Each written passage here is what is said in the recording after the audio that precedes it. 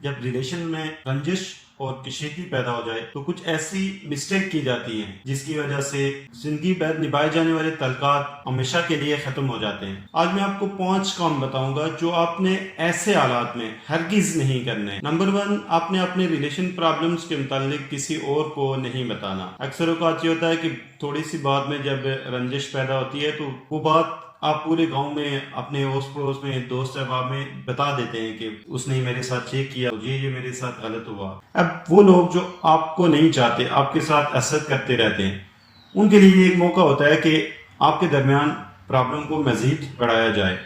اور اکثر اوقات ایسے لوگ دوسرے کی بات آپ تک اور آپ کی بات دوسرے تک پہنچاتے رہتے ہیں۔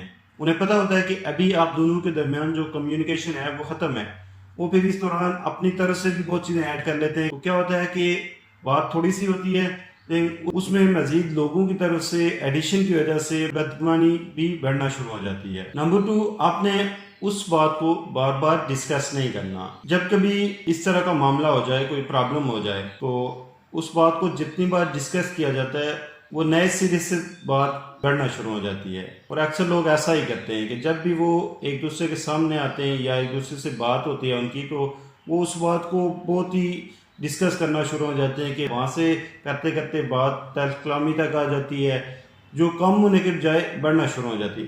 جب کبھی بھی آپ کے ساتھ یہ پرابلم ہو جائے تو آپ نے یہ کرنا ہے کہ جب بھی وہ آدمی آپ کے سامنے آئے، آپ نے اس بات کو بالکل ڈسکس نہیں کرنا۔ ایز یوزول جس طرح پہلے آپ اس کے ساتھ ملتے تھے، بات چیت کرتے تھے، آپ نے وہی روٹین وائز بات کرنی ہے۔ جب آپ ایسا کریں گے تو آپ کی پرابلم جہاں پہ ہوگی وہاں پہ ہی رک جائے گی۔ نمبر 3، ریلیشن کے متعلق جب پرابلم چل رہی ہو تو آپ کوئی بھی بڑا ڈیسیژن نہ کریں۔